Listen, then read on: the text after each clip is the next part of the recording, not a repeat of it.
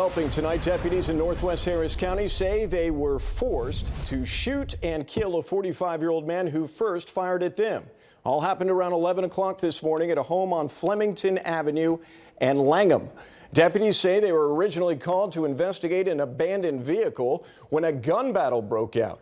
Devin Clark's been working this story all day and spoke with those who heard the gunfire. People who live in this community say that it's generally quiet, but all of that changed this morning when a bizarre and deadly chain of events erupted into a scene right here on this street behind me. It sounded like fireworks almost. They were going one after the other. What Harris County Sheriff's Office officials say started as a simple call to check on an abandoned vehicle left in the middle of the road with its doors open quickly escalated to violence at a nearby home when a deputy arrived. He heard some shots that were fired inside the residence. He immediately made announcement of that and notified the dispatcher.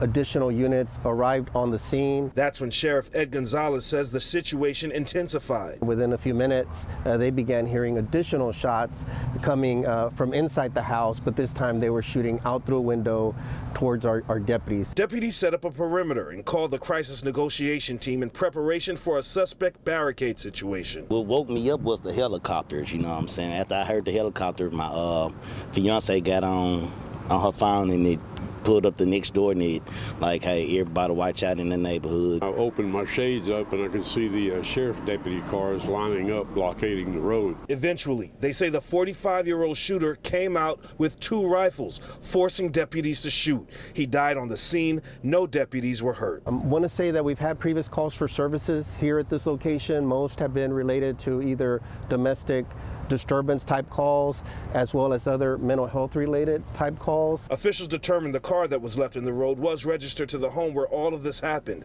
While it's unclear what led up to this latest incident, they say the suspect was a veteran. It's an unfortunate situation and everybody's got their own opinion and I've got my own. I think the government needs to step up and do a little bit more for our veterans. Officials say at one point deputies tried to enter the home and saw some wires that concerned them about the possibility of booby traps, but they have since done a secondary search of the home and found no harmful devices. We also want to mention that they did determine the car that was left in the middle of the road was registered to the house where all of this happened. The investigation continues. Reporting in Northwest Harris County, Devin Clark, KPRC 2 News.